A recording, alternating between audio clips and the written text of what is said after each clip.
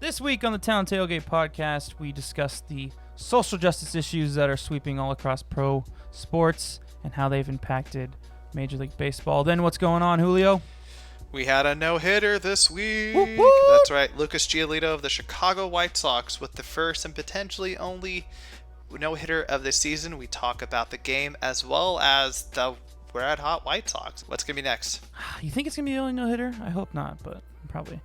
And then we jump into A's news, past week's schedule, the call-up of Jonah Heim at catcher, the send-down of my favorite recent A, Austin Allen, Ramon Laureano slump in the rotation update, and then once we get back from break, what time is it, Julio? It's our favorite time of year?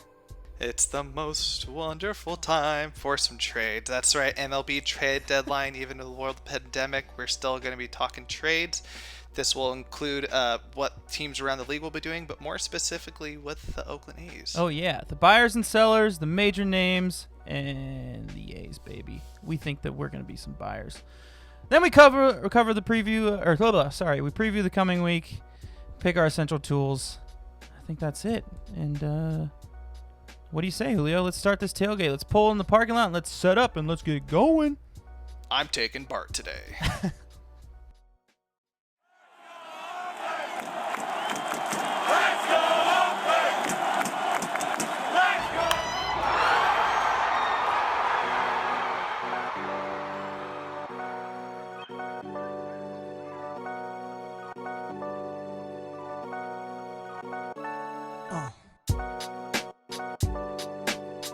Trade deadline is among us, ladies and gentlemen. The A's could definitely use some help in really just one area. A lot of news going on this week, Julio, though. I mean, we had our first no-hitter, first one of the season by the White Sox. And then, a little bit of dramatic change in today. We had about half the MLB played their games for a certain reason. We'll talk about that later. This is the Town Tailgate podcast. I'm Chris Madrigal. That is Julio Reynoso. What's up, folks? Let's start with the fun though. First no hitter of the season, Julio. Yeah, Lucas Giolito. He was lights out. Obviously, he was lights out. He pitched a no hitter against the pitiful Pittsburgh Pirates. Better luck next year, I guess. He only gave up one walk, that's kind of a bummer. He was so close to that no hitter. Yeah. But it's if you've been watching baseball around the league, for those who aren't listening, who don't watch other teams right now, the White Sox are a team to watch. They've been 9-1 the last 10 games. Their offense is become a huge juggernaut. They actually just pulled up the stat right now. They actually are tied with the A's in run differential in the American League at 41 runs. Yeah, their offense is insane. And if you see their starters are coming together, like Giolito and Dallas Keuchel pitched today, and had a really solid outing as well, they're coming up, man. Dallas Keuchel is solid because he's on my fantasy team. A nice little free agent pickup. He's been pretty good. I've been enjoying that. So if the playoffs were to end today, actually not. This was actually kind of based off of the map that you gave me the other day. So maybe it was if the playoffs were to end 2 days ago, the White Sox would be the number 7 seed. So they would have made it in the expanded playoffs, which is pretty cool. Lucas Giolito, he's one of their young stars that with that farm system that's been growing for the past couple of years. 26 years old. He was drafted by the Nationals in the first round, and then he was traded. What trade was he part of? I think he was a part of the Adam Eaton trade. That's what okay, cool. That's what I thought. So a couple of good seasons. I mean, he was 14-9 last year with a 3.4 ERA. I think he was an all-star last year, too. He was, yeah, and he was a Cy Young candidate on top of that, too. He placed, let's see, what is this? 6th in the Cy Young voting. And on top of that, he had 228 strikeouts last year, dude. 228 fucking strikeouts. And on top of that, he grew up just around the corner from where we're at right now in Studio City. Shout out to the Valley. Did he? Wow. Yeah, a lot of Valley guys. North Hollywood, Trevor Bauer. Whoa. Dude, if you think about it, baseball's blowing up. We have Trevor Bauer, Giancarlo Stanton, Jack Flaherty. I think that's right. Garrett. I could be wrong about Garrett Cole. I got to double check that one. I feel like Garrett Cole's from Orange County. Like same area that Brandon Crawford's from, right? Because didn't they grow up together? uh, Garrett Cole is from Newport. Newport. But Yeah. either way, yeah. Yeah. Yeah. Yeah. A lot of SoCal love. White Sox are playing great ball. Lucas Giolito pitched the game of his life last night. And that Congrats was to your him. LA talk for today's podcast. Yeah, everybody gets one. Yeah, and he's just part of that really young talent core that they've been building over the past couple of years, like with the Yoan Moncada trade from Boston and stuff like that. Just collecting guys and collecting guys. Yeah, I mean it's pretty solid. Did they trade Samardzija or did Samardzija leave in free agency? I want to say they got some stuff for him. Maybe not though. I could be. I know Yoan Moncada came over Boston in the for Boston sale. trade for Chris Sale. Yeah. They got Eloy Jimenez from the Cubs trade for oh my God, Jose Ventura? No. Why am I facing on his last name? Jose Contreras. I'm sorry. Okay. And then you also have, I think Jose Abreu was just like free agent out of Cuba. And then Tim Anderson, I believe they drafted him as well. They're building a freaking squad.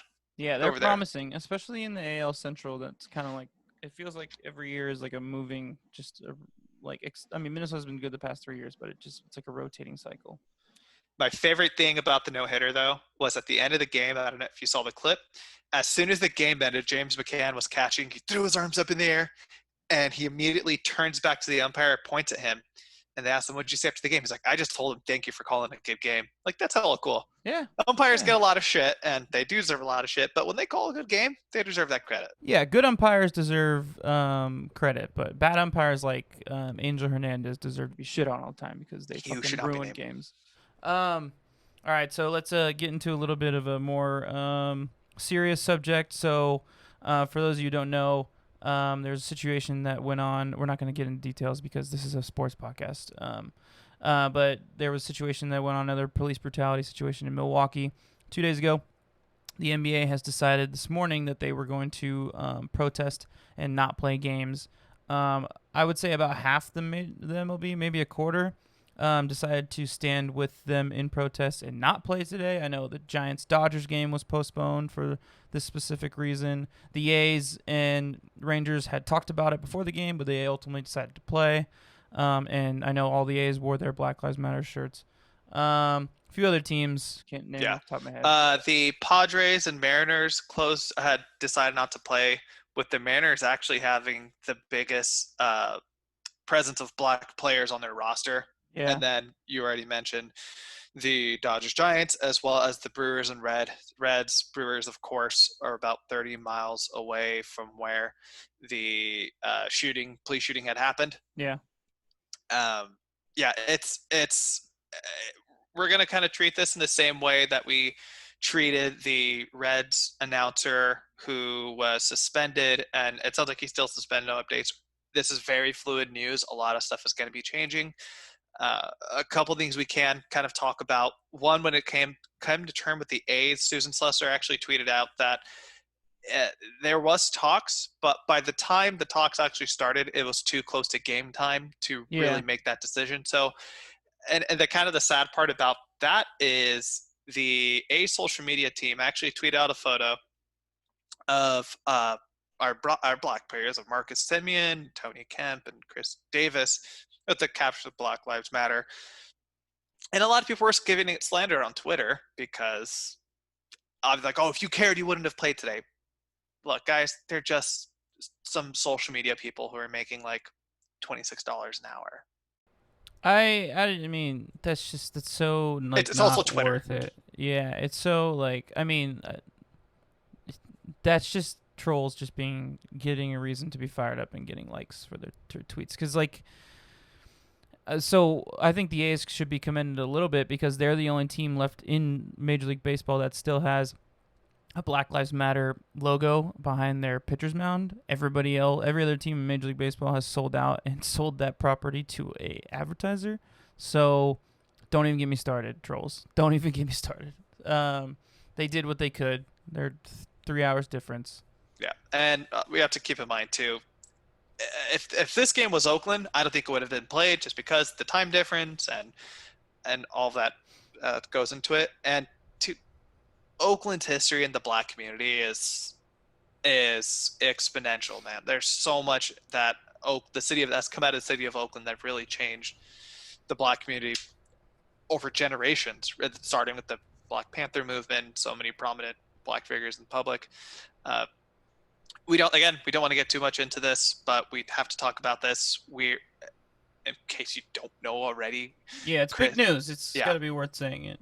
But of course, Chris and I are 1,000% with the players. If they decide they don't want to play, do it. And fair warning to all the listeners. I mean, we are two people who are in favor of the Black Lives Matter movement. So we don't mean to offend anybody who is out there. We don't mean to offend any cops that are out there. I'm sure, hopefully, the cops that are listening to this are good cops. But we don't want to go too personal into our opinions. But if you were to go on my Instagram and see my story today, it'd be pretty obvious the way I feel. Anthony Rizzo actually had the quote of the night when he was kind of thinking about his experience, because you have to remember Anthony Rizzo went to Stoneman Douglas High School, which is where the mass shooting happened back in 2017, killing dozens of students. And he was straight up, dude. He's like, shit doesn't change. It's just a matter of fact. Politicians don't give a fuck about us. Yeah. All they care about is their own agenda. And that's one of the faces of baseball, straight up, keeping it real. Yeah. It would be interesting to see if all of MLB players decide to protest tomorrow, because I know that's a big thing the NBA is trying to do, is kind of put the owners corner them in a situation where it's like, you're not doing enough. It's time to start doing something. So we're going to take matters in our own hands and we're going to force you to make the right PR move, because it's not about convenience. It's about like what needs to change. The MLB owners need a fat glimpse or a big lesson in that, in matters of getting out of their way, to be honest with you. And it's, look what the NBA is turning to. We've talked about this, I think, in this last week of the podcast. Like, NBA is a player-driven league now.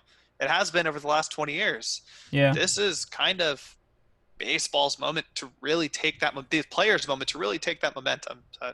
Definitely. Okay, so let's move on to some news that is a little bit more relative towards the A's. The Astros went on a 7-game win streak this past week. I think what are they at now? Shit, I should have looked this up before we started. But no, it's fine. They're 4.5 games back for the A's. Yeah, but what's their streak? They are on. Well, they just lost last night. I believe they went on like an 8-9 game win streak. Yeah. The previous week, and then they lost like 3 in a row, and then so they were within 2, and now they're only within 4.5. Yeah, they're 6-4 the last 10 games. They're currently 17-14. Yeah. And Correa's still playing really well. Bregman's not. They have a lot of injuries. Bregman's out. That's right. Yeah. He's out. They have a lot of other injuries. Jordan Alvarez still hasn't played. He's done for the year, remember? Yeah. That's and then Altuve's been playing bad, yeah. No, he came back. He was for like a week, and then he was done. Oh, he did? I thought he didn't play at all. No, he came back for a short time, but then that was it. Anyway, and Altuve still sucks dick because he doesn't have the video evidence to help him play better, so I don't know if we'll see them go on another streak like that. Anyway, so that's awesome. News around the league. It's more or less something just right. It's a little bit of everywhere. It could be look. We talked about some really intense stuff, but we had to end it with the good old fuck the Astros at the end. Yeah, so we started high with the fun of the no hitter, and then we went serious. So I'm not gonna say low, but we went serious, and then now we end on a high because it's just good old fashioned. Fuck the Astros. Astros Shame Tour 2020. I have not forgotten.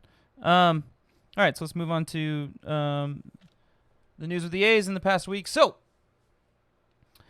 as you know, we kind of talked about it last show. We split the series, ended up splitting the series with the Diamondbacks. We won the last 2, 4-1, 5-1. I think we didn't talk about the Thursday game, though, right? No. No, because we recorded Wednesday night. Yeah. And then we went 2-1 against the Angels Friday, Saturday, Sunday, 5-3 on Friday, 4-3, losing 4-3 on Saturday, and then winning in extra innings 5-4 on Sunday. And then now we are currently in the middle of a series with the Rangers. lost the first game 3-2. Just the offense just could not come alive. Luzardo could not get any run help. It was brutal because he pitched a above average, pretty good game. But then we kicked their ass the next day, 10-3. Honestly, 2 of those 3 runs just came on kind of like end of the game, like whatever. Walked a guy, yeah. And then today we won 3-1, pretty convincingly. The score doesn't say it as much, but they came back in the middle of the game, and then they pretty much dominated from there on. And then we have one more game tomorrow, which is going to be on Fox. We'll see if that gets played. Chris Bass is starting. Julio, your thoughts? Chris and I got into a little bit of a spat this morning. I'm just so glad we're not playing the Angels anymore. The Angels are terrible. Angels are the second worst team in baseball, but for some freaking reason, they find a way just to be a thorn in the A's every time. That I'm so happy we don't have to see that stupid lineup anymore of Trout, Ohtani, Rendon, Fletcher, especially Fletcher. So thank God. But with the Monday game, I think the one thing, we try not to make excuses for the team when they lose and all that stuff. I think a couple things we got to consider. Chris, you might be able to speak a little bit better than I can with this, at least, is this is their first time this season they've had to travel to a different time zone to play a game. Yeah. Again, I asked Chris because he actually did high school athletics and stuff, whereas I just did 1 year of track. And who knows, maybe their third day wasn't there, especially with not having an off day. And 2, that was their first time playing at the new Ranger Stadium, the Globe Life Barbecue Grill out there. But again, it's kind of a bummer because even Luzardo came out after the game. He's like, I think I pitched my best game. If it wasn't for who hit the home runs, was that Connor Falefa? It was Kinner Falefa, and that's it. There's just the one home run. Yeah, and sometimes it's all it takes. Just give that one bomb, and that's it. But they bounced back. There is some concerns right now. We're probably going to talk about a little bit later as we go deeper into the players. Like Matt Olson is still below the Mendoza line. He's still hitting the crap out of the ball. He had a 2-run bomb last night. Yeah, he's still hitting homers. But just that frustration. Ramon has not been playing good at all. Dude, what the fuck? So let's stop there. What the fuck do you think happened with him? Do you think it's like a mental thing? Do you think it's like just like messing up the flow, or like I don't know. I mean, like it's a massive slump that I did not see coming at all, because it's only 4 games. Like 4 games missed is like, I don't know. I mean, it doesn't seem like that big of an inconvenience. It's not like a whole half a season. So our good friend Jose put in the best way in our fantasy baseball group chat. He's like, I think his mind is still suspended. Yeah, that's actually a good point. That's just like the first. I think we knew the first few games were probably going to be a little bit of a struggle because the 4 days not doing that, and that's kind of what we were thinking with Montas still. But like, dude, we've been doing this for a little more than a week now, and he's moved down the lineup, and it's just not there. We don't really know what's going on with that. Even Grossman, his hitting's kind of gone down a little bit. But he still has the best average on the team, though. I'm just saying. Yeah. But it's just something to kind of be aware of what's happened with the last week, really. But that bullpen, though, chef kiss. What a beautiful thing. So Luzardo he pitched 6 2/3. He had 3 runs on 7 hits. So again, still not a great start, but above average. Still good. 7 strikeouts, 96 pitches. Or like, dude, that's your rookie pitcher doing that. Yeah, I mean, he's just been so lights out all season. You're kind of like almost like he almost feels like the ace already. Even though that's Montas, it's just he feels that way.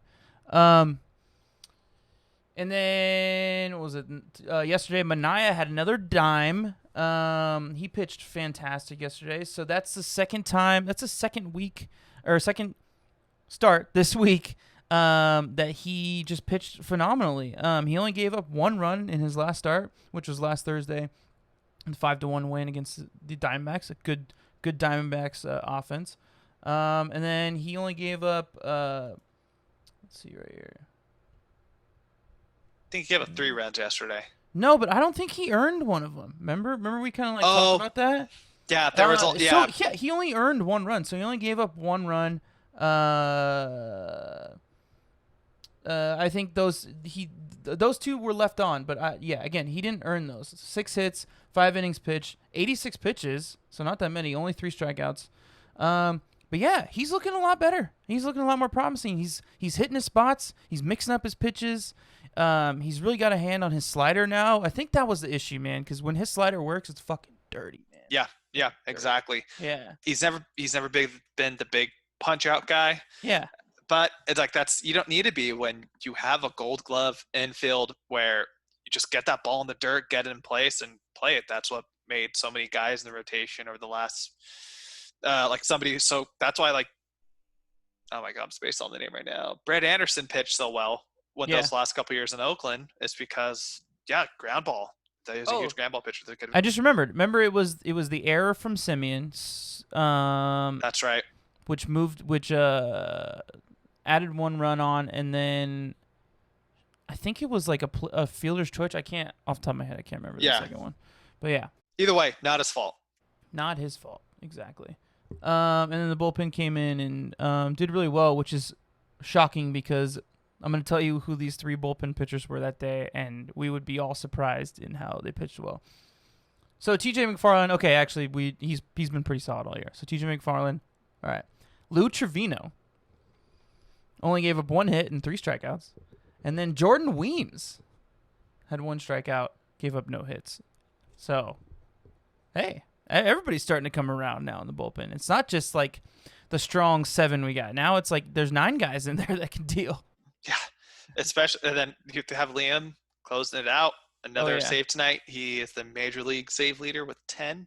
So, dude, that's wild. He's got 10 saves, and he blew the first game. But yeah, that's that. And I think I'll talk a little bit later about the bullpen, but we're going to be having some tough decisions coming up with them.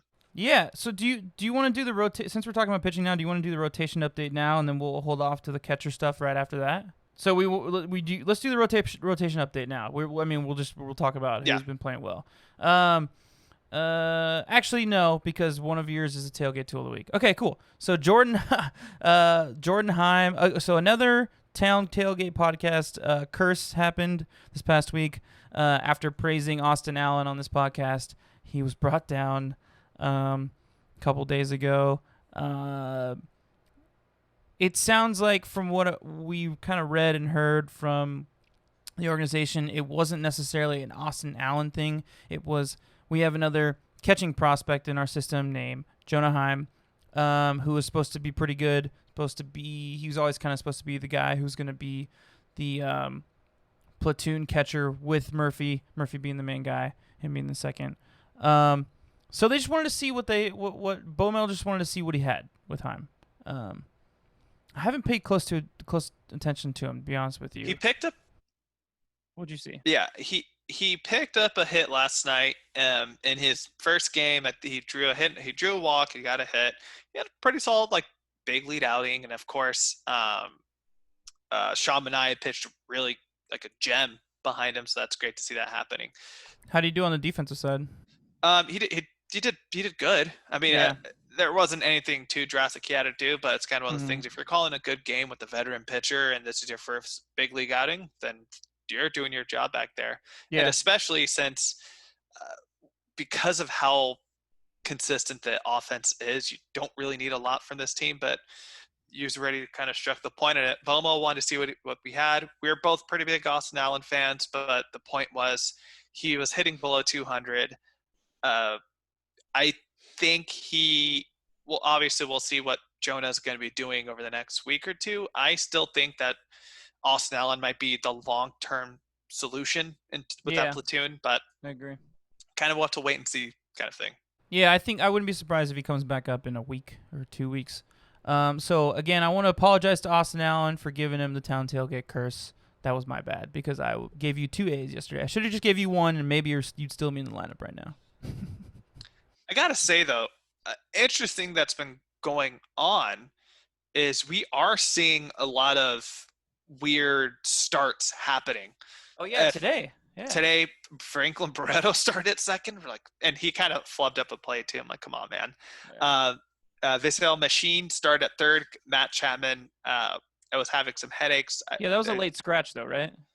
Yeah, late scratch. He came in later in the game as a defensive substitution. And then, of course, Jonah Heim was catching yesterday. What do you think's going on? Do you think they just more or less want to see what he has and maybe think like, okay, one, we can maybe use this as a bait, or two, if these are guys who are going to be our bench guys and we can't really rely on them, is this something we need to do? Would you rather see what you got against Texas or see what you got against Houston? Yeah. I think it really comes down to that. So it's like, so Franklin's been on the roster all season. He's going to be on the roster the rest of the season. He's a utility guy. He can play most places on the field. He's fast, so he's good. Come in and run in extra innings when they need that second baseman, that second base runner on second. Yeah. So he's probably kind of like, okay, Kemp has kind of like had a bad couple games at the plate. So let's just kind of see what he's got against Texas. Maybe if he has a good game, we'll play him again, see how he does. Same thing with catcher. I mean, especially with kind of the instability with the pitchers, I think it's really good to kind of see what you got in terms of like your repertoire with your pitchers, or your your whatever you're talking about. So it's just kind of like, So it's just kind of like maybe it's something about, I haven't noticed the bad outings who's been catching, to be honest with you. I haven't noticed if it's Murphy or Allen, but maybe there had been something there where it's like they're not on the same page. Let's bring in this young catcher who's been in our system for a few years. Maybe he'll click with these guys a little bit better. I don't know. Well, it felt like from the camera angles that they always like cut to during the game that Austin Allen's just fucking laughing it up with the pitchers over in the corner. Can I bring up one more thing real quick before you chime in on what you say? Yeah, for sure. Just very small. I love how they've kept the tradition of the starters go hang out at the end of the dugout together and just shoot the shit. That tradition was started back when Scott Kazmir was here. He always got the young starters to go hang out at the end of the dugout, and it carried over when he left because Sonny Gray kept doing it, and Sonny Gray must have handed it off to like Sean Manaea, and Sean Manaea started doing it. But I noticed that yesterday that they were all hanging out at the end of the dugout. I was like, yes, they still do that. I love that. I love that they still do that. That's interesting. Yeah. I never picked up on that, but I think that something I thought about was when you were saying like we can't really tell. You haven't been able to notice when a pitcher does have a bad outing. Yeah. Or a starter has a bad outing with a catcher who is usually catching. But here's the thing. We haven't had many bad outings. That's a good point. Besides Frankie, over the last week, the rotation was like pitched really good. I think I'm more referring to like in the first like two podcasts where we're yelling, the sky is falling, the sky is falling. Fires can't pitch well. Manaea's not pitching well. The sky is falling. The sky is falling. But now it's a lot more stable, so it's a little bit different. Megden's not pitching well. Like, yeah, it's a little bit different now, obviously. If Megden's not pitching well, then like that's the least of our problems kind of thing. Even though when he did, you had to take a little jab at Megden there, didn't you? No, I was gonna say I'll give him some credit where credit is due, because his last outing, I believe he took over for either Montas or somebody where we needed one of the games last week. I think it was the D-backs game where they got blown out. He actually pitched pretty well as like the long reliever. And you know what? The catchers are meshing really well with the bullpen, obviously, because the only two bad bullpen like rounds, for lack of a better word, innings that we've had were from two pitchers who were injured. They hit the injured list right the next day, and because so I think that's a good sign. Just to speak on Fire's start yesterday, 3-1 win. He went 6 innings, only gave up 3 hits. Shit, I didn't. When you're watching, you don't realize how fucking good it is until you see it on paper. 7 strikeouts, 91 pitches. You walked 2, and then the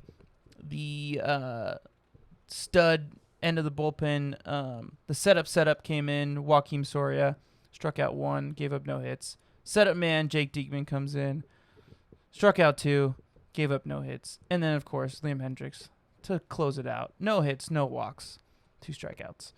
I want to pose this question to you, Julio. Which bullpen how do we mega end game bullpen do you like better? Soria, Diekman, Hendricks, or Cook, Doolittle? Why am I blanking on his name? Oh my God, Cook, Doolittle, Balfour. Sorry.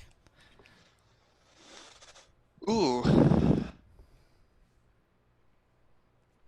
It's interesting because there's actually a ton of similarities between those two A ton groups. of similarities. Righty, lefty, righty, which is obviously that's Bomel's thing. Yeah. All of them have facial hair, and 2 Aussies at the end at the closers. Yeah, the closers. Oh man. I don't want to. This is very much a cop out. I don't want to make any decisions with this right now because pussy. we're whatever, dude. We're a month and a half into the season. Dude, do you remember at the end of last season how much of a critic I was on Jake Diekman?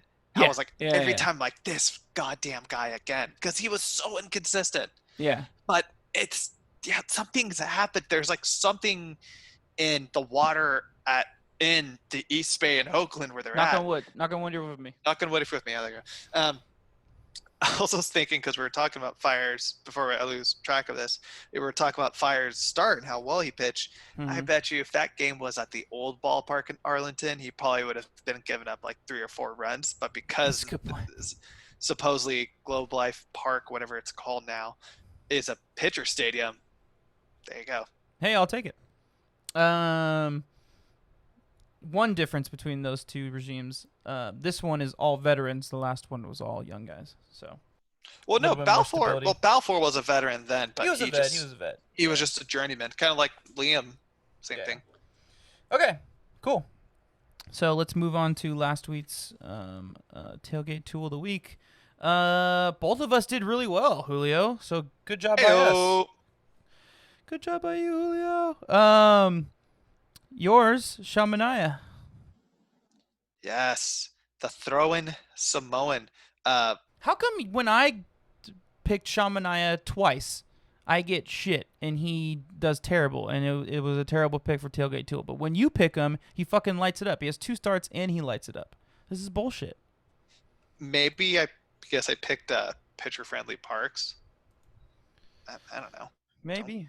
Don't hate me because you ate me, dude. Anyways, yeah, Sean. It again, knock on wood if you're with me. It looks as if he might be getting that groove back together.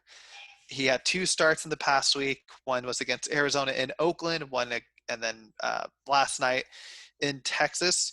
Pitched a total of 10 1/3 of innings and only gave up 2 runs during those times. He gave up 11 hits, so the hit scatter are still happening. But he only gave up 1 home run.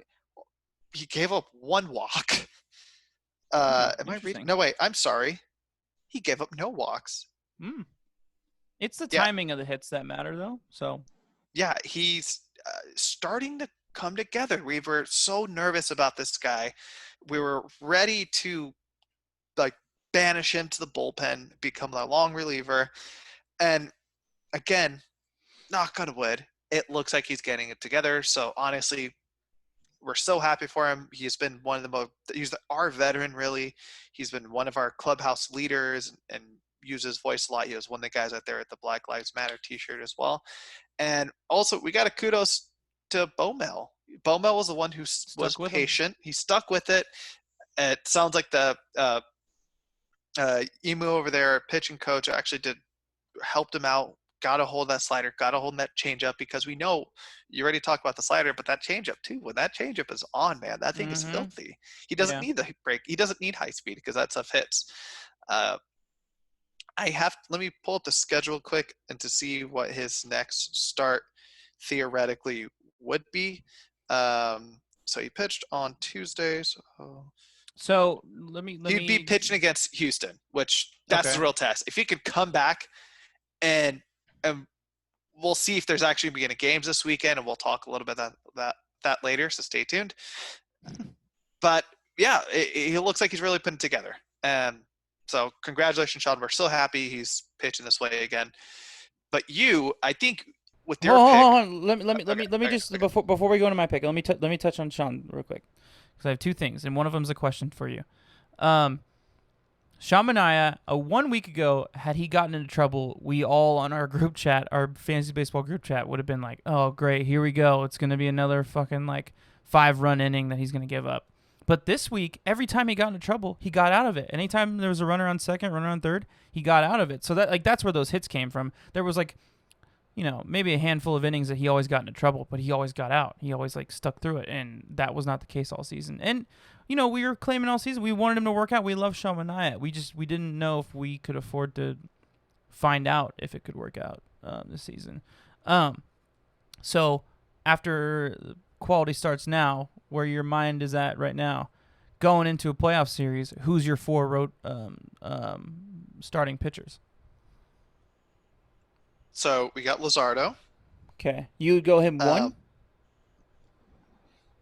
one. in terms of like in terms of Yeah, in order too. to be determined, number one. Again, stick around.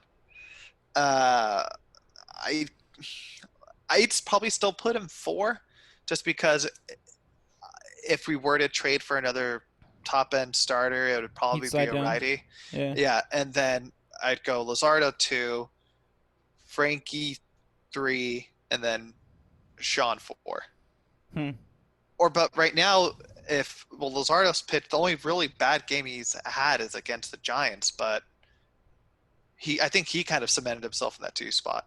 I'm kind of confident in Frankie, where I'd go Frankie 1, Luzardo 2. I think I go Bassett 3, and I go Mania 4. Bassett's too consistent. Big Bassett guy. I'm gonna ride this dead horse all season. All right, so mine. I mean, are you jealous of mine? 'Cause mine is pretty damn I good. think we're going to have to rename the Ramon Award at this point. Oh, we definitely are. But my tailgate tool of the week was Stephen Piscotty, and I picked him because I just picked him up on my fantasy team. He had come off 3 good games, and I was hoping he'd keep it up, and he did. He fucking crushed it. He has been a massive presence in our lineup. He's hitting in the 5-hole. I wish he would hit in the 3-hole, but whatever. 5-hole it is. Brings runners in. It's fucking great. He's been crushing it. He's gotten a home run, a whole lot of doubles, a whole lot of singles. His average is bumped up a ton. Let's see. What is it at right now? Let me pull up today's game and find He out. Oh, shit. hit. He led the I think all of baseball in the month for RBIs. Yeah. Or Yeah. he was That's tied good. with Jose Abreu. I'm not sure, but He's hitting 267 now. He's hitting 267. Pretty good. Pretty good. Considering he was below 2 a couple weeks ago. he's been. It's so fluid on who we think is our best player and who we think his MVP is. Mm. But yeah, it's starting to look like and I think that also kind of shows you how strong the team is as a whole. That Yeah. the fact that Olsen hasn't been playing great. He's hitting power, of course, but he's not hitting that average. He's starting to really click now. But then, of course, got hit in the head with the pitch the other night. He's Yeah. doing better. But it's awesome. Like, we don't need these guys to be everyday guys. We have somebody like Stephen Piscotty. Yeah, someone always steps up, which is great. So, okay, so Julio, who is your player of the week then? My player of this past week. It's interesting that you bring that up because I'm actually going to bring up somebody we talked about earlier. Mm-hmm.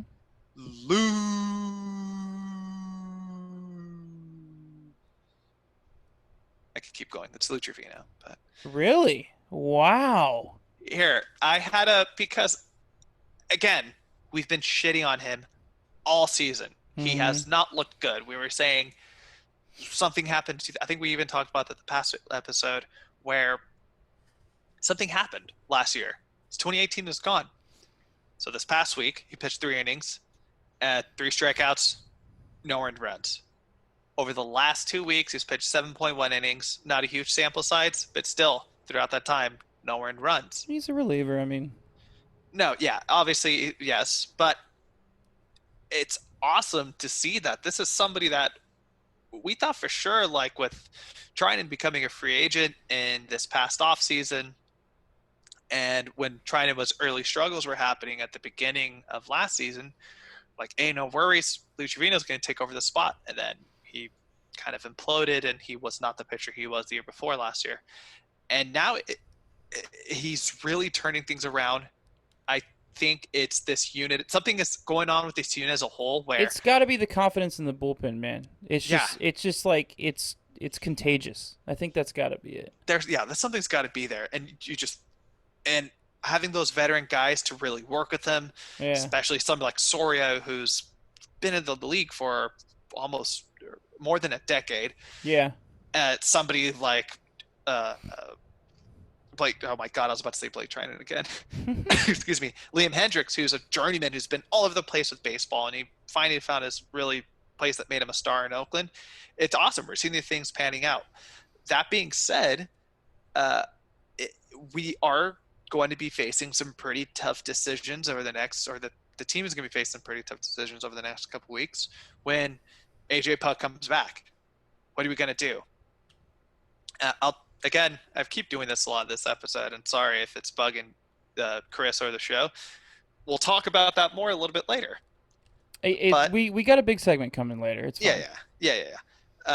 But I think the whole point is to celebrate of this segment is to celebrate the players for the now of what they've done, what they've overcome, and honestly, Lou Trevino, fantastic job this last week and the last couple weeks. I really hope this is something that'll stay. Are you like shocked? 100%. I did not see that coming at all whatsoever. I thought you were going to pick the one that I was going to pick, so I'm kind of happy. So now I can pick him.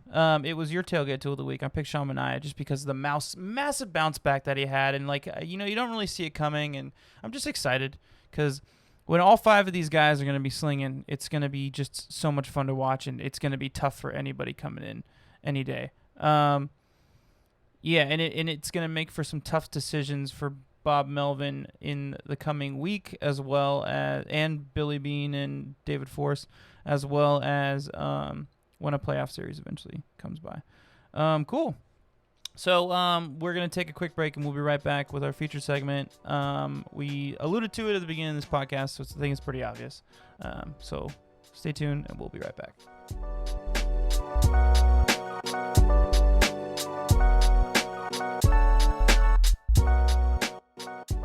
Okay, welcome back. Very special week this week. Normally it's a little bit more exciting because we're not in a pandemic, and it's a little bit more active. But this segment is devoted to me and Julio's one of our favorite weeks of the year. Let's just say, you know what? Let's just tell him what the name of the segment is going to be called. Julio, what's it called? Trade for tools. Trade for tools. Trade for tools. One, if you don't know, Mark Canna's walk-up song is Trade for Fools. Our Chain of Fools. We're in a long way of trying to figure out what to call it, and we just thought of it like a few minutes ago. You know what? It's relevant to the whole theme of this podcast. Essential tailgate tools. Yeah. You know what? So trading for tools. It's trade deadline, folks. I love me some MLB trade deadline, especially because we're A's fans and we're always active at the deadline, whether we're good or bad. And it's always a lot of fun. I preached on this podcast all season that trade deadline was not going to be a thing. With COVID, it's too dangerous for guys to move around. But boy, does MLB culture not agree with me. They do not give a fuck. And people are out there negotiating. And there's a lot of people on the block. I guess we can go over some of the big names that we've heard, like teams have been open about on the block lately. And then we'll go over what the A's stuff is. Yeah. Sound good? And we have to keep in mind too. There's already been some trades, nothing Yeah. major. Former Oakland All-Star Jordan Alonso, right?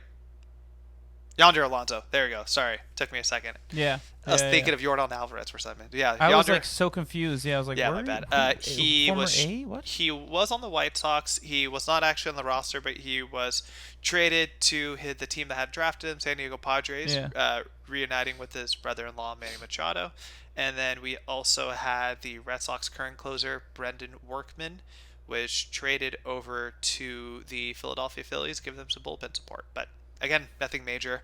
And I think another huge complex that we're going to have in this weird shortened season amidst a global pandemic is a 16-team playoff. We're going to see so many teams who ordinarily wouldn't be in it are going to think they're in it. Cough, Giants. But we're going to see some interesting things going on. But I'm glad you brought that up because Kevin Gossman was going to be one of the guys I was going to bring up. He was supposedly supposed to be on the block, but with the Giants' recent surge in the standings lately, had the playoffs end today, they are the 8th seed. So they believe they're in contention, and especially with the Giants, they have a history of all we got to do is get in the playoffs, and who knows what happens after that. At least the fans feel that way, and they constantly decide to remind us. So it sounds like they've been open that he will not be on the block, that they are actually going to be buyers in this free agency. I think Ken Rosenthal reported that this morning. So we'll see. I mean, they need a lot of fucking help. They're pretty much one guy on offense and 2 guys on the pitching side of pitching. I mean, I haven't seen their bullpen numbers, but I know Cueto's been pretty good, Gossman's been good, and then Mike Yastrzemski just kind of holds the offense together somehow. The unexpected MVP candidate of the NL. It's wild. Yeah. And their second baseman, I forgot his name. He's been pretty good. Donovan Solano. Yeah, Solano's been good, but I mean. But just got to remember too. Last year, the Giants were kind of in the same situation. Everybody thought they would be selling, and then they didn't, and they kind of screwed him up because they had an opportunity to ship out Mad Bum and get something out of him, and he just left open-handed or empty-handed with him. But that wasn't an 18 playoff. I mean, no, I think it wasn't. Might have even made it. Yeah. I get what you're saying. But now, I mean, they are the 8th team. Like, is being the 8th team even worth trying to add some guys? Like, maybe you move up 2 in the standings. Like, I don't know. It just seems all for naught for me.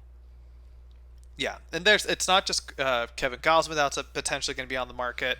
Guys like Johnny Cueto, who's had a pretty okay year so far. I'm sure a lot of teams would be willing to take a flyer on him. Veteran reliever Tony Watson. There's guys who are there. Cueto had that no-hitter through like 7 or something like that. Yeah, against the Giants. That completely fucked up fly ball. No, against the Dodgers. That completely misjudged fly ball by Hunter Pence. Yeah. And now he's on the team. But yeah, that was somebody we thought was going to be selling. We'll see. Who else do we got for us? So the big names that I'm kind of seeing, so like especially this is MLB Trade Rumors like power rankings based on like this is, and if you guys don't know what MLB Trade Rumors is, it's a website devoted strictly to, they follow pretty much every beat writer and every reporter in baseball, and they publish it all to one website where you can see what trade rumors are for each team, each player, so on and so forth. So they put out the top 50 trade deadline candidates. This is based on rumors that they've seen from writers and whatnot. Taijuan Walker is number 1, starting pitcher for the Mariners. That's really interesting. Yeah, because he's young, but they suck. So maybe they move someone. I mean, I don't know. I thought that was interesting that he'd be number 1 on the list, especially after the rumors about Josh Hader these past 2 days. Yeah, no. Maybe just because probably contract flexibility, but who knows? Yeah, I think that's got to be it. And maybe he's going into arbitration, so it's like, do I want to pay that money? Yeah, that's the only thing I can think of. Anyway, the second one, which was this isn't the second one in the power rankings, but the second one that's notable is one I just alluded to, Josh Hader.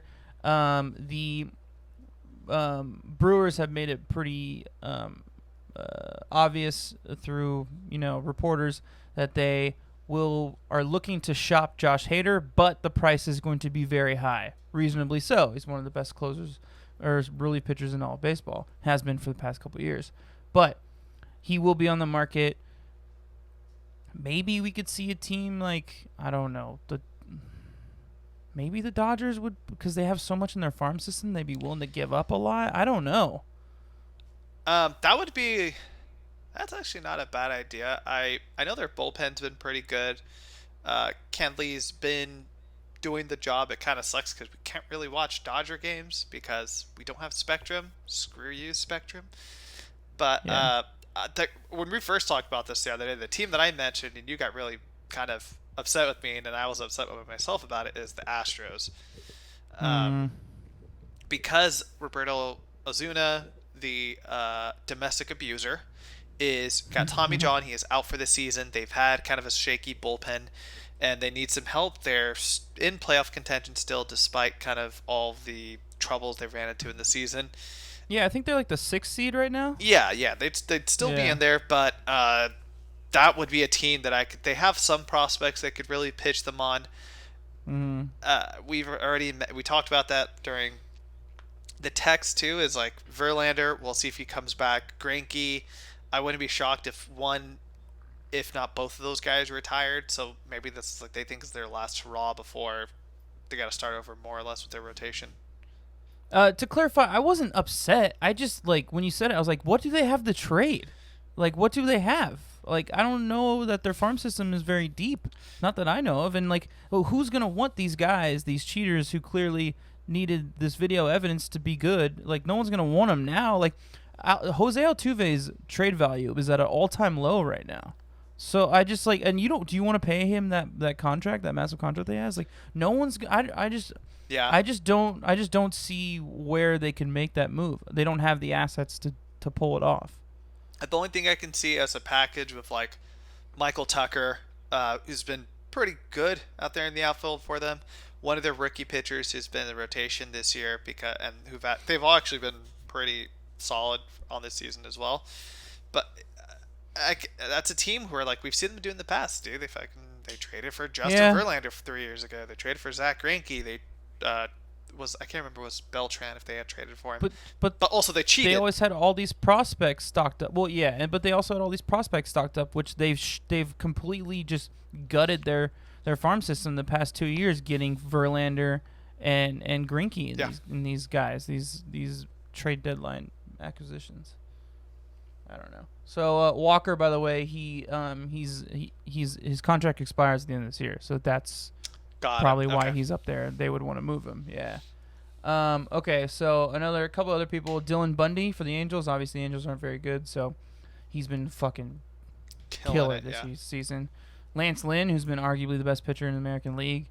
Lance Lynn would be intriguing for the A's, but I don't think that they would trade within the division. Yeah, it's pretty extract. It's like extremely uncommon that they do it within division. I don't remember the last Rangers trade. I know they trade more with the Seattle because it's Seattle. Yeah. The joke of the league. All right. Trevor Rosenthal and Greg Holland, relief pitchers for the Royals.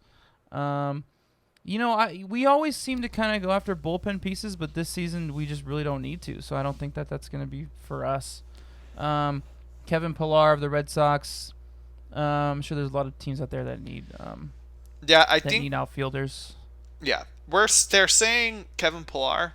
I wouldn't be shocked if we start seeing some big names coming from Boston, especially seeing that like Chris Sale's not going to be pitching at least till the end of the year. It's going to take a lot if you want somebody like Xander Bogaerts, if you want Rafael Devers. But I wouldn't be shocked if those guys, if there's somebody who's willing to shop those guys or take a shot on them. Bogarts and Devers, I think, are locked up a little bit, so that doesn't seem worth the risk. Chris Sale, I don't know anybody who's going to want to pick up that contract coming off of Tommy John. Nathan Eovaldi's been just a constant disappointment. That was a terrible signing. There was a complete emotional signing. He had one good game in the World Series, so they're like, yeah, let's sign this guy. They don't have a lot of pieces, man. That's why I think Kevin Pillar is the only one on here, because he's only making $4 million a year. He's the only reasonable trade to make, you know? Fun fact, and I'm sure whenever, Julio fun facts. yeah, Here we go. yeah, I love doing these, and I'm sure my dad and my brother Mondo will vouch for me on this. We actually saw Kevin Pillar before a Raiders game in San Diego. Oh, that's pretty cool, Yeah, actually. yeah, we're the hotel we're You staying guys at. were probably the only ones who noticed him. I was the only one that noticed him because Yeah. for some reason, I remember hearing in the past that he was like a diehard Raider fan, and this guy Oh, pulls yeah? up to this hotel with a super nice truck, and I'm like, that guy looks familiar. I think that's Kevin Pillar, and they're like, who? I'm like, he's a baseball player. And then sure enough, Nice. here we are. A couple more. You said Tony Watson already, relief pitcher. Andrelton Simmons, who also has an expiring contract, so maybe, off the top of my head, I'm trying to think of any teams that need shortstop help. The Giants could use some shortstop help. Brandon That'd Crawford actually be has a not been really good deal. batting well. Yeah. That'd be a really Yeah, I good don't deal for know. them. I could see maybe even like the Rays, if I don't know how great Willie Adames has been playing this year, but just to have Yeah. somebody where Andrelton Simmons is one of the best defensive shortstops ever, like He could that's. play second, too. Maybe the Cubs. No, Jason Kipnis has actually been doing pretty good, but again, you can Yeah. upgrade. Yeah. Maybe the Mets. Yeah, I don't know. Yeah, I think there's a lot of teams that'd be willing to. Yeah. One, I don't think he would be willing to play second, but there's probably a lot of teams. If a But, team like the Cubs, Javi would be like, "Yeah, I'll move to second for you," kind of thing. bro, like, yeah, I mean, why you don't when you got Andrelton Simmons, you don't play him at second base. He's like arguably the best second shortstop in defensively in the league. I mean, the guy's won 3 Gold Gloves. Like, come on. Tommy La Stella, another infielder from the Angels. Derek Holland, relief pitcher. It's pretty much it. A lot of these other guys. Oh, and then I mean, we'll get to the big names that we think. And then there's a couple guys that we have on our list that have not been rumored, but some writers, not reporters, but writers have talked about could be a good match for the A's. They're probably the 2 biggest starting pitchers to be on the market besides Lance Lynn. Were you gonna say Robbie Ray? I was not, but I would. Okay, I you think. look like you I say R. think the Diamondbacks had been playing so well, but I think they're gonna start You think selling they off their keep 'em? guys. Oh, yeah. Robbie Rays, Archie Bradley out of the bullpen, probably a couple positional guys. I was Maybe JD Martinez. with the boss that he's got a fat A lot contract. of money. Yeah. Yeah, it's a lot of money. I was I going could to see, say like, maybe the Braves though. when we were talking about the Red Sox, a name that I thought about, I'm like, actually, I'd really like him in Oakland, but then I talked myself out of it, was going to be Christian Vasquez, having him be in that number 2 shared catching spot with Sean Murphy. But they're both righties, and just that's not going to work. We don't need a catcher. We got 3 good but- ones. Like, Yeah, but like Christian Vasquez has been one of the better catchers this season. Like, I just don't know offensively if I'm and willing to give defensively. up some of our farm for that. Yeah. You know, like I'd rather use it on starting pitching. No, yeah, I feel you. But that's what Yeah. I talked myself off really quickly. Clint Frazier is also mentioned in here, and then Franklin Barreto of the A's, which obviously he would be one of the main pieces of a trade package for us to get someone. So, which we will talk about in a second. So, all right, Julio, do you want to? Let's go into the buyers and sellers first, and then we'll talk about what's going down with the Oakland team and like what we think about the moves that they can make. I mean, anybody who's in contention should be a buyer, in theory. I don't know. Do you have any in mind particularly? Any teams in mind that you think that? I mean, the A's should definitely be buyers. Oh, well, yeah, 1,000%. The thing about the team is we're kind of getting in one way or another, our own acquisitions to kind of make up for the trades, with AJ Puck going to be coming out in the next few weeks, or coming back up. Looking across the American League, yeah, again, there's a lot of teams that could be buyers. It's weird because I've watched a lot of baseball. Talked about that. A lot of these teams who are winning could use somebody like a Johnny Cueto, especially if I'm looking at the Yankees. I think the Yankees would be a really good place Ooh. to get another pitcher. John Paxson, done for the year. They're kind of been running into hiccups with Masahiro Tanaka. He pitched a good game today, but they're kind of all over the place with that. Garrett Cole got Garrett rocked Cole yesterday. got rocked yesterday. And I could see them kind of in the market for another starter to kind of really anchor up that bullpen. We know they're That's a good one. Cueto's a good name for them. That's a good yeah. pick, Julio. I could also see them kind of going after one of our big guys that we're going to talk about later, and one of their big trade baits would be like Clint Frazier or something. What do they have left to trade? Clint Frazier. You just said that's a good one. They could trade somebody like Clint Frazier. I know another team that's been, I think at this point they have to buy now would be Cleveland. They've been kind of all over the place. People thought Francisco Lindor was going to be getting traded over this past offseason, and they end up staying put with them. And that's probably a good thing because they've been playing really good ball this season. In terms of what can make them a better team, I mean, you fucking nailed it on the head. Like that's a good combination right there. The Yankees and the Indians. I mean, the Yankees have an outfielder who doesn't play every day, who's a fucking stud. And what do the fucking Indians need? They need an outfielder. Their outfield's fucking trash. Like I'm looking at it right now. It's not. I mean, I hate it. McQuinn is cool. Tyler McQuinn's all right, but I mean, like it is not good. Clint Frazier would be good for them. Yeah, Mike Clevenger for Clint Frazier. I mean. They would have to probably give up. Yankees have to give up a little bit more. But I haven't. What's their farm like lately? I haven't paid attention to the Yankees farm lately. Yankees farm, if I remember right, it's pretty depleted right now. Yeah, most of those guys are either up, like Luke Voigt, like those guys they've been talking about for a long time, Clint Frazier, or they've been sold off, like Fowler. Actually, I think I have a good player for. For Cleveland to buy if we're looking for outfielders. How do you feel about Anthony Santander? Anthony Santander from the Baltimore Orioles. He is actually one of the best offensive players of this season so far. He's batting .279, 10 home runs, 28 RBIs. For a short time, I believe he was leading the league in RBIs. He's only 25. I don't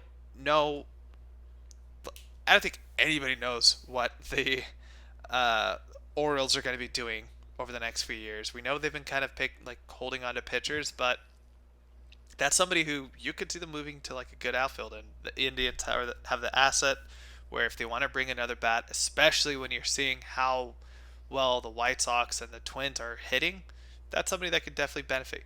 Oh my! I just realized. If the playoffs ended today, the Orioles are in. So why would they sell? But you have to be okay. I think the thing that we're kind of losing track of, because obviously, yeah, if your team can get in, do it. But I think you need to be productive of what your goals are going to be with the team, because the reality is, if the Baltimore gets in right now, they would probably play, I want to say, the Rays as the 2 seed, and that same thing as the Giants. Giants get in right now; they're the 8 seed. They're playing the Dodgers, where they have been playing the Dodgers pretty well over the season. You got to be real to yourselves, man. Like you're going against a Titan. But at the same time, I'm trying to look at it as the way that NBA general managers and coaches handle like being an 8 seed and whatnot. They're not like at the deadline, and if you're in the playoff picture, they don't sell the farm. They try to keep it as is, get in the playoffs, and see how it is. Like if you're you got to think of any competitive bone in your body. These are professional athletes. Like they're not going to want to, or these are in professional, front office executives. They're not just going to want to like be like, all right, this is a different exception, so fuck it. This season is more than ever. Anything can happen, and especially in baseball, we've seen it in baseball a million times. Anything can happen. Last year, the winner of the fucking World Series was a wild card winner. So who knows? Maybe a 7 seed can win the. I mean, probably not, but maybe they can win the World Series. Yeah, I've got a team for you. Just I want to get your kind of 2 cents on what you think, besides the obvious name. My preseason darlings, the Cincinnati Reds, man, 11-17, 6 games under 500. This season has their rotations. The top 2 guys in the rotation with Sonny and Trevor Bauer have been lights out. Luis Castillo has regressed. And yeah, a lot of guys we thought that were going to be really stepping up to the next level with this team haven't in terms of the rest of their team. Nick Castellanos has been crushing the ball all season, but they're Another guy not on my there. fantasy team. Yeah, I think it was Idris when he came on my podcast. Talked about how he made a futures bet in the beginning of the season with the Reds because their roster looks so good, and we all talked about it. And we're like, "Fuck, that is a good bet," and they're just bad. So it's just like we're looking back, and you're like, "Oh shit, that was a bad call." It's insane. Look at key examples: Eugenio Suarez. Eugenio Suarez in 2016 or 2017, 26 home runs. 2018, 34. Last year, 49 home runs. Right now, he has 5, and he's batting 158. Damn. Yeah. I mean, so who are they selling to? So who are, oh, sorry, not who are they selling to. Who are they selling? Bauer probably is like would be up the top of that list. Is Castellanos? No. No, Nick Castellanos, no, because he just got signed. Sonny Gray? No, he just signed that long-term deal. Yeah, Sonny just signed that long-term deal. I have to let me see if I can get the contract in front of me. Somebody like Jesse Winkler, I think could be a decent selling option. Does he have an expiring? I gotta bring. Oh my god, let me get Baseball References in front of me. Here, I got it. Go. Say what you were gonna say. There is some intriguing guys in the bullpen that they're not performing well right now, but they have some talent there. Michael Arendon was somebody that was a pretty high prospect with kind of the dual threat of being a hitter and a pitcher that somebody might be able to want to take that excuse me, somebody wants to take that shot on him. Wade Miley is actually pitching, a veteran. Ooh. I feel like some team like the Rays, if they need a number 4, number 5 pitcher, would be willing to take a flyer on a veteran. Amir Garrett, another guy, he as troubling as he can be, he still throws heat. And then Rafael Iglesias, he was somebody who was coming into the season, he was going to be the closer, and he has not lived up to his expectations so far. Dude, the A's would normally look at guys like Wade Miley and be like, "Ooh, a veteran who had like success in the past, but could probably do a lot better in a pitcher's ballpark. Like that's a good spot." But I feel like that wouldn't help us now. No, we're at like what the only thing that we need is a fucking stud to lead on to like start it off. Yeah, and would think about last year with Tanner Roark, and you have to think about too, or the reason why over these last couple years, where the A's trade deadline 2 years ago was for Mike Fiers, last season was Homer Bailey and Tanner Roark, was like they didn't want to make those big moves because we knew our guys were coming. We knew Jesus was going to be coming up. We knew AJ Puck was going to be coming up. So why would we waste our assets on right now when let's just get some guys, get them on expiring contracts or a 2-year contract, and then when these guys come up with Jesus and Puck, we're here. But now we're at the point where they are here. Jesus has been lights out, and Puck to be determined. But from what we saw last year, he's the real deal. And now we're at this point. So like, but like I think my point is that a solid veteran who was really good in the past isn't gonna help us because at this point I don't even think they make the rotation. You know, like it's just like it's not as helpful as it was a couple years ago. Like it's not gonna be like that number 3 starter who's gonna come in and give us solid 10 starts. Like it's just not what it is. We need the fucking gunslinger ace to go match up with our 2 aces in Montas and Luzardo at the top of rotation to where we go into a series and we're looking down at, I don't know, whatever the Toronto Blue Jays 8th seed would be, the Blue Jays, and they're just like, fuck, we got it. Like Vladimir Jr. and Craig Ambizio's son are gonna look at this like, oh fuck, like, you know, and it's gonna be an intimidation. So Jesse Winker is he's not a free agent until 2024, so his contract's not too favorable. Okay, so let's get into what the A's are looking for. Reserved all episode for this. I could see us adding a bullpen piece, but we don't need one. So it's like, how much do we want to give up and spend for one? What we could use is what we've been alluding to so many times in this podcast. We've dropped so many hints. I think it's pretty obvious. Is a stud starting pitcher to just go. I still think Frankie's number one, no matter who we get in if anybody in this trade deadline. I think Frankie is just too good when he's good to not start off a playoff series. But like, to be that number two guy. Do you want to go first? I'll pick whoever the guy is that you don't pick. Okay, because there's two guys for the listeners. There's two guys that we saw linked to, and we have masturbated privately to. Sorry, that was graphic. We have not done that. We've been very excited about it. It was a metaphor. Sorry for the kids. First guy, Trevor Bauer. Trevor Bauer, if you don't know, he is currently pitching for the Cincinnati Reds, and he is one of the Cy Young favorites in the National League right now. We kind of alluded to it. The Reds have been kind of a dumpster fire so far in this season. They are 11-17, and he is going to be a free agent in the coming season, and there's nothing that this team loves than those good old expiring contracts. Take a round on them, more or less. Now, the thing about with somebody like him, who we're not going to be the only team going after him if these rumors are true. I really do believe the Yankees will make a push for him. Yeah, absolutely. Especially seeing how inconsistent some of their starters have been and then James Paxton hitting the DL.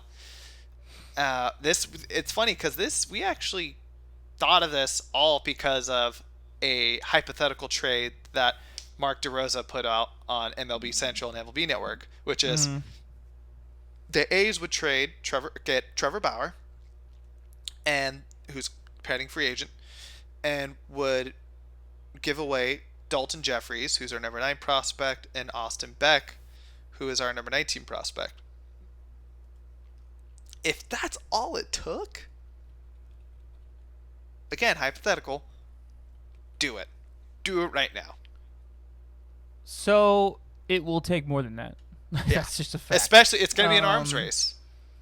Yeah. Let's try and think about what the Reds' needs are at the moment. I mean, I guess you could say they could use more pitching, so I was a little bit surprised that he threw in 2 pitchers in that. Or Austin Beck's outfielder, sorry. Oh, Austin Beck. Oh, okay. I mean, Logan. Wait, who was it again? The pitcher, Dalton Jeffries. Dalton Jeffries. I would be more than willing. He's supposed to be up in the major leagues right now, anyway. He's very good. He's 25 years old. I would be more than willing to give up Dalton Jeffries. I mean, that is a fact. You can take him. He's supposed to be very good. Austin Beck. I really like him. I know we have a lot of outfielders though, Sky Bolt, who are supposed to come up in next year. But just the guys who are ready to come up now, it worries me because Canna and Piscotty's contracts expire after next season. So it's like, knowing the A's, they're not going to re-sign those guys. So they're going to just be next man up. And who do we want to be next man up? Austin Beck and Sky Bolt have both played very well in the minor leagues and look very promising to take those 2 spots. But me and you talked about this a lot. We have a lot of shortstops in our minor league system as well. Could they potentially be converted to outfielders? Nick Allen, Sheldon Noyce, Logan Davis, Luis Barrera. Oh, actually, Barrera is an outfielder. I don't know, man.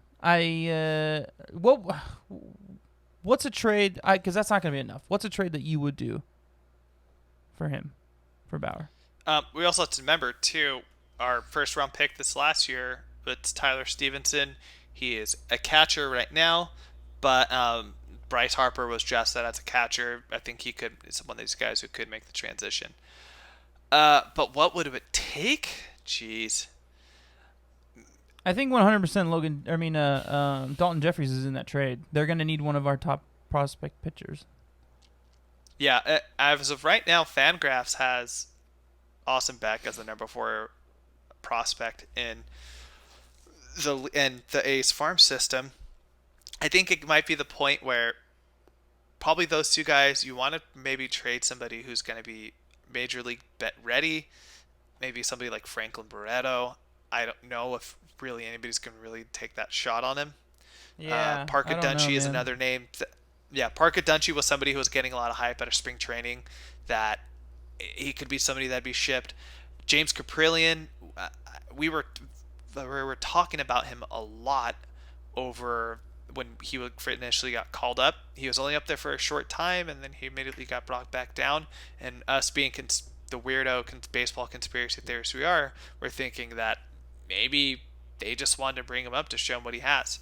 So realistically, I could see a trade where it would be a Austin Beck, James Caprillion, and Dalton Jeffries.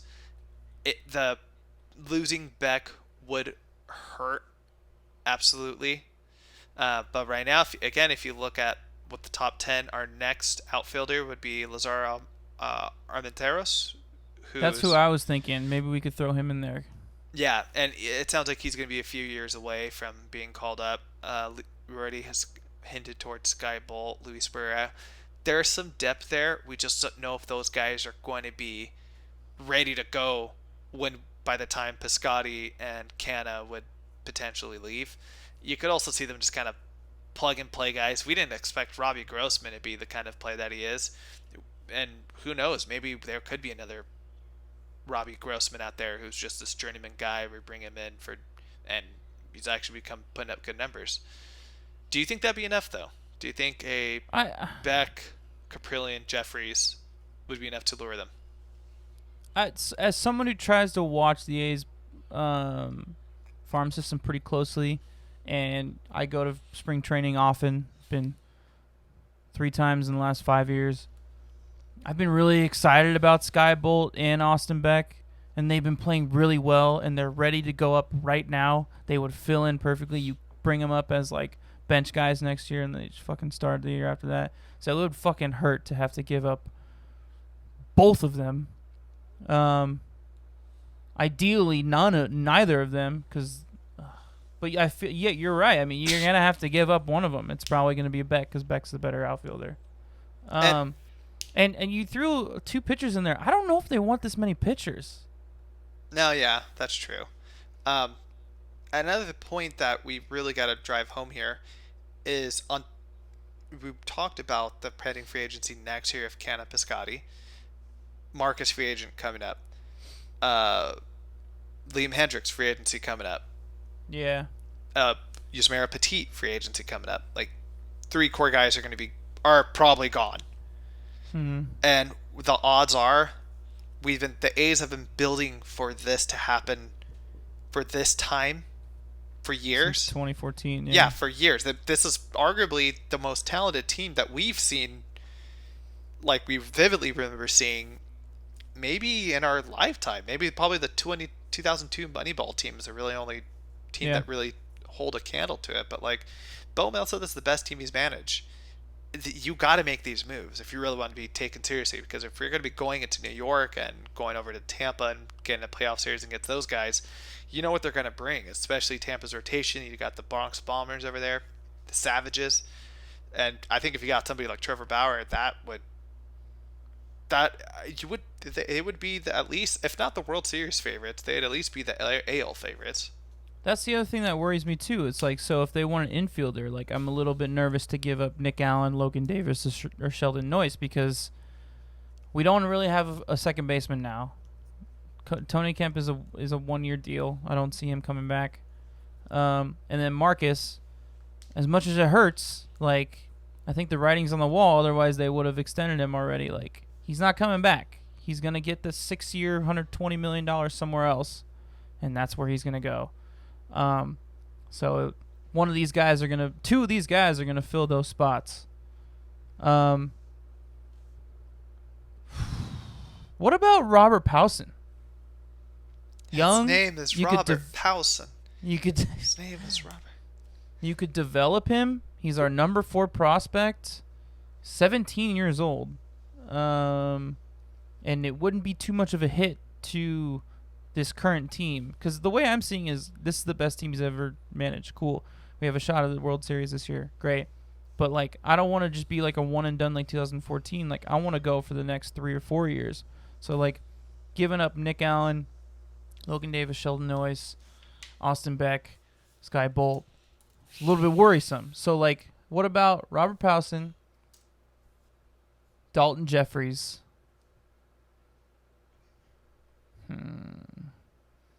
Chris Davis. Yeah, right. I think they might go for Barreto. That's a pretty solid package right there. You're getting almost a for sure thing in Dalton Jeffries as a pitcher, barring any injuries. You're getting a really good young prospect that's going to be up in 4 years probably. That could be the future of your team. Because right now, he's 17 years old. He's a number 4 prospect. He's going to be the number 1 prospect on our list for the next couple of years. So, there's a shortstop. And then you get a proven MLB player. Who knows? Maybe he's just not getting enough at-bats with us. Yeah. I was going to say, I wouldn't say he's proven, but there was signs of it a couple years ago when him and Olsen and who was when they went back-to-back home runs in Chicago a couple years ago. I can't remember. Yeah, but and he can play multiple positions as well. Yeah, outfield, infield. I think that would be enough because in reality, if we're thinking about who the biggest contenders who would try to get Trevor Bauer, we would probably think it would be the Yankees because they need the rotation help. Rays are pretty set rotation-wise. The Twins, I think, are pretty much anchored. The Indians just traded him away. The White Sox, probably not. Rotation's more or less set over there. And then the Astros, you're funny. That's not happening. And they're going to want talent now that's ready next year because they just signed all these big contracts to these players, these veterans that are good now, and they're going to want to compete next year. Yeah, they're not competing this year, but they're going to want to compete next year. So they're going to want a talent that's going to be on their roster next year. Yeah. And then so it's also then we're throwing in this like bonus piece that's going to be 4 years from now. So it kind of like pads down their farm system a little more. Yeah. I think those are probably the two biggest contenders, at least in the American League, National League. The Cubs, I can see all that for like 20 games too. That just kills me. Yeah, but but we'll see. But here, I have a hypothetical for you. Okay, so you don't want to put this much of an investment into a player that you're potentially only going to have for 20 games. Completely understandable. Who would our number 2 guy be? In a rotation right now? No, I'm sorry. That's because Trevor Bauer is our number 2 pick. Our number 1 guy we want the A's to trade for. Who would be the number 2 guy you want the A's to trade for? Oh, Mike Clevenger. That's right. Away. Mike Clevenger. So his contract's a lot more favorable. So he's a free agent. I have it up right here. 2023. 2023. So we'd have him for 2 seasons. He's arbitration eligible this year, so he'll probably get paid some good money. But I mean, yeah, I would be willing to give up that and maybe more if we had to. I would be willing to throw Austin Beck in that deal if we had to get Clevenger because we get him for the next 3 years. And he's up there though. Not as good of a pitcher, but he's up there. Yeah, and something we got to add too, in case you're probably wondering earlier, saying, hey, Chris and Julio, you guys were just talking about how good the Indians are this season, and they're overachieving. Why would they trade one of their better pitchers? Well, because Homeboy's kind of lost their team's trust in the locker room after the they don't like him very much. Yeah, after the whole dilemma with him and Zach Plesac breaking quarantine and having to more or less take a 2-week mandatory vacation from the team.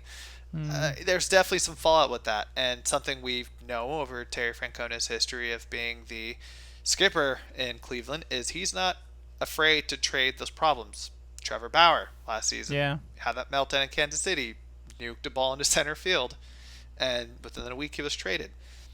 We could see that scenario happening. Is it something that we think is actually going to happen? We don't know. I think it's a lot higher likelihood that Trevor Bauer gets traded. But if there's a shot with Clevenger, fuck it. Oh yeah, 100%. I mean, for A's fans who haven't seen him, just Google him. This guy looks like he belongs in Oakland. He's got long hair. He's got tattoos. He's just like a hipster through and through. See him without clothes. He's like, he's got the man bun going. Like he just belongs with us. He just looks like a cool dude. Yeah. Hopefully he gets his shit together, but he just looks like a cool dude. Yeah, you'll see him on a Friday night at Drake's dealership in Oakland. That's for sure. 1,000%. He's not a Walnut Creek guy like a lot of those other guys. This one is again a little bit less likely, but just because he's locked up with them a little bit longer and he's younger and whatnot. But if everything that Julio just said is correct, there is a shot, and Again, I'd be willing to give up more. Would you be willing to give up more? Yeah, just for that control. Speaking of contracts, because this is all we do have to really talk about, Mike Fiers is going to be a pending free agent in the following year. Easily slide into that Fiers spot in the rotation, and then you have a 1 through 4 rotation at least of Puck, Luzardo, Montas, and Clevenger, which is great if you can get that there. Yeah, and then Bassett bringing up the rear at number 5. Again, I think more teams we got to worry about. I literally typed Mike Clevenger in Google, and the very first thing that came up was Mike Clevenger Yankees. So I think the Yankees are probably going to be at least the biggest contender, at least in the American League when it comes to pitching. If they have enough to offer, yes. They'll find a way. They'll if find a way, well, here's an okay prospect, but here's $10 million. Yeah. They'll find a way. And then we want to just touch really quickly on last one, which we think was kind of interesting last night when we were just going through potential pending free agents to solve a more permanent second baseman problem. Player's been playing really well. Jonathan Scope this year. Who was he on again? I can't Jonathan forget. Scope is on the Detroit Tigers. Some Terrible of you team. might remember him from his time with Baltimore back in the mid 20-aughts to 2017, where he was an all-star in 2017. Yeah.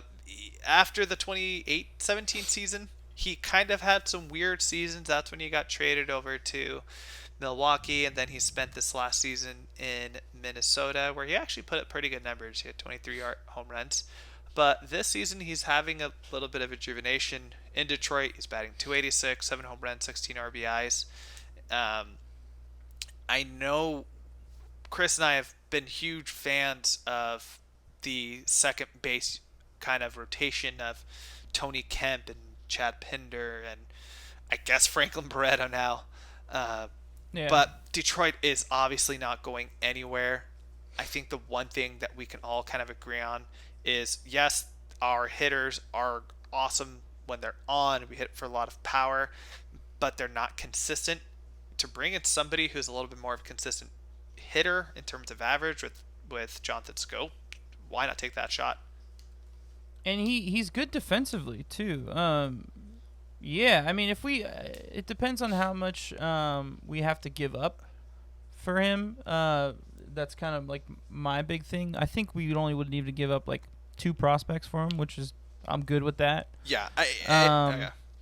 Go ahead. No. I think because he's not like an elite player right now, and he's an aspiring contract, so they're probably like, well, get something out of him better than nothing. And he's a solid like 250 hitter on like average normally. 250 hitter, 25 plus home runs. Like that sounds fucking great. Yeah. We just think it'd be interesting. It probably isn't going to happen. I don't even think he's really on the block, but Yeah. I know the Tigers, there's been some talk about guys like Matthew Boyd being on the block. CJ Crone as well, since he was over there. But no talk about scope yet, and I'd hope so. I think that'd be a really great addition to have him in hitting at the bottom of the lineup to kind of be like your hypothetical second leadoff hitter kind of thing. Yeah. Now, there is one more name.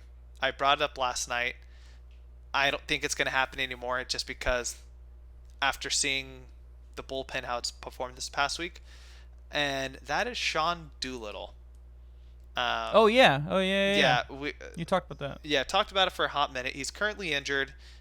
Things have not gone well in Washington. Well, period. But also their baseball team. Hey. Yeah. Yeah. Also, the Nationals have not been good, hampered with injuries. Juan Soto, again, your fantasy team, do your little Killing thing. it. Yeah, there you go. He's been the one bright light, but the rest of the team has been injured. There's been a lot of struggles, kind of that World Series hangover. They're 11-17 right now, and Sean Doolittle's currently out. I feel like they're more or less out of it. Yeah. It's more if you're just, and with Strasburg especially being done for the season, and Scherzer has been kind of hampered with injuries. I think that's kind of a wrap on the season, which kind of sucks because they were an awesome World Series winner. Yeah. But we know one thing for sure: the A's love bringing back their guys, Jed Lowry, Kurt Suzuki, Brett Anderson, Trevor Cahill. I think this would be a really cool trade. I think he was probably at his happiest. We can't speak for him, obviously, but he may have been his happiest as a player as a member of those A's teams. I just think it'd be tough for him with his wife moving and all that stuff. I don't know. Yeah. Again, we don't know if this is something that is even rumored to talk because he's injured, or if this is even a move the A's should even make because of how good their bullpen has been. Kind of, if it's not broken, don't fix it, kind of thing. But hey, I miss him. I'll say it. I do love the guy, and I love how outspoken and real he is. Yeah, especially on social media, it's been great. Okay, cool. So let's wrap it up, Julio. Let's preview the coming week, and then we'll pick our essential tailgate tool of the week for next week. All right. So the Oakland A's will be, once they finish off their series with Texas tomorrow. When you're listening to this today, Thursday the 27th, they head to Houston, which I don't know if that series will be played because of the hurricane either. We'll see. We talked a lot about that, Julio. Maybe they can get one game out of it. Maybe they can do a doubleheader. If not, they're going to have to hit it on the way back in the early September series they got going. But that's their last chance to finish that series up, though, because they only have one more series left after this one. So, assuming that everything with the hurricane passes through, Friday the 28th, Houston, 6:10 p.m. start time. Saturday the 29th, 4:10 p.m. start time. Sunday the 30th, 11:10 a.m. start time. That's interesting. Oh, time difference, duh. Yep. And then we head to Seattle, so that should be pretty easy. A couple, just for heads up for the viewers, a couple of national TV games on the slate that weren't on the schedule a couple weeks ago. So I think that Major League Baseball saw the ratings bump in the A's that we talked about last week, and they're like, let's throw these guys on national TV. So got a couple games on Fox and a couple games on FS1. So if you freak out and you turn on NBC Sports and the A's aren't playing, it's because they're over on Fox. Just a heads up. So that's cool. Yeah, it's Chris and I have kind of complained that like they're not getting recognition right now. They're the best team in the American League. They're pretty close to being the best team in baseball right now, and we're starting to get some of that stuff. So it's cool. Yeah, they became second in the power rankings on ESPN this week, by the way. Julio, I don't know if I told you that this week. Yo, power rankings. But yeah, the Hurricane Laura is currently touching down in Louisiana, so I doubt we have anybody listening out there, but if you are, please stay safe, all that stuff. But yeah, they haven't really said what the plan is. They're saying that by the time the A's would be playing in Houston, the hurricane may have like either gone over it or have passed through, which is kind of terrifying. But we'll see. There's the possibility we may not have any baseball this weekend, with at least the Astros series. Would be a bummer because basketball's probably done for the season too. So I guess it's back to cornhole. Cornhole on Saturday mornings. MLS. Yeah, I guess. Yeah, and also another thing we got. I know we're so quick to dismiss Seattle, and rightfully so, but we're probably going to be seeing a really different team by that point. I think we're probably going to be seeing some guys who we're pretty familiar with seeing are going to be gone. Case in point, we didn't get a chance to talk about this. Daniel Vogelbach, if you remember last season, he was one of the guys who was hitting dingers all over the place at the beginning of the season. He actually was traded, I believe, to the for cash considerations, Phillies. Right? To the Toronto Blue Jays. For just some cash. Yeah, so who knows? We don't be shocked if we see guys like maybe D. Gordon, Kyle Seager, but yeah. And another heads up: A's fans, tune in on Sunday to ESPN. They will probably have a trade deadline special or MLB Network. The A's will most likely just be in the conversation, so you'll want to be up to date on that. Yeah. Okay, let's pick our essential tool of the week, Julio. You go first, as always. Yeah. Again, this whole show was tune in later kind of thing, and I'm not really picking one specific guy. Okay. I'm picking more so a set of guys, and these set of guys are our fringe bullpen guys. These are in this pack. I include Lou Trevino, Jordan Weems, and Daniel Mengden. 3 specific reasons why I picked these guys. Puck is going to be coming back pretty soon. He's pitching as of this recording. He's going to be pitching on the some innings in an alternate site game on Friday, and it sounds like he's pretty close to getting brought back up to the majors. With that being said, our bullpen has been lights out, but there's probably going to be somebody who's going to be the man left out. Lou Trevino was one of these guys who in consideration, but as I mentioned earlier with my player of the week, he's been playing a lot better over the last couple weeks. He probably would have been your go-to pick. You probably would have, like, a week ago, you would have been like, oh, yeah, it's Lou Trevino. Yeah, like, exactly. Good. Exactly, yeah. But he's really been picking it up. Jordan Weems, he had a decent start. He's kind of wishy-washy. He got hurt, came back. We haven't really seen too much of him since then. Yeah, he's had Daniel a couple Mengden, who...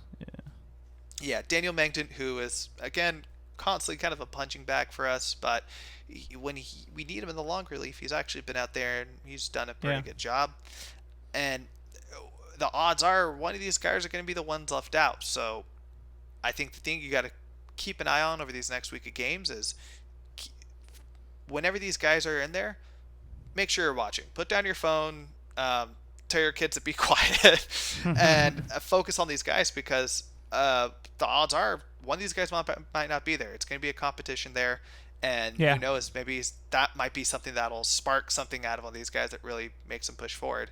And don't be shocked if one of these guys end up being a part of a trade package because of that. But we'll see. I'm excited to see this kind of competition, especially when puck comes up. Cool. I like it. I dig it. All right, so my essential tool of the week is going to be Frankie Montas. So he's coming off a couple tough starts. His last one he did a little bit better, but later in innings he struggled. He's just so important. He's just so important to our staff and our team. He is hands down our ace. When he's on, there's no better pitcher in our rotation than him. I guess you could argue Luzardo, but I just feel like Frankie's stuff is so good. So I just want to watch. I think he's going to have 2 starts this week, so I just want to watch and see how he does. And I think it's going to be crucial that he bounces back, especially going into Houston. We're going to need him there. We're going to need his quality start out of him. So Frankie Montas is my essential tailgate tool of the week. See, very intriguing. That's a Dan Levitar reference for those of you who don't know. All right, Julio. I think that's going to do it for today's trade deadline special podcast. It's going to be awesome. Very long, but that's because this is our favorite time of the year. We're going to be some really interesting stuff going on this week, but honestly, probably nothing will happen. Let's be real. Yeah. And if something does, we'll be here to recap it in a lot of detail next week. You're goddamn right. All right. So let's pack it up. Let's head in. Game time. Julio, you're going to bring wine to the walk to the ticket line this time, or are you going to bring Actually, you know what? I got to watch out for that quarantine weight. I'm going to go ahead and bring in some claws because there ain't no laws. Sneak the White Claw in. That's right, baby. Thank you for listening, everybody. Subscribe. We will be here every week talking A's, talking baseball because we love it so much. Yes. And we'll see you next week. Peace. And let's go, Oakland.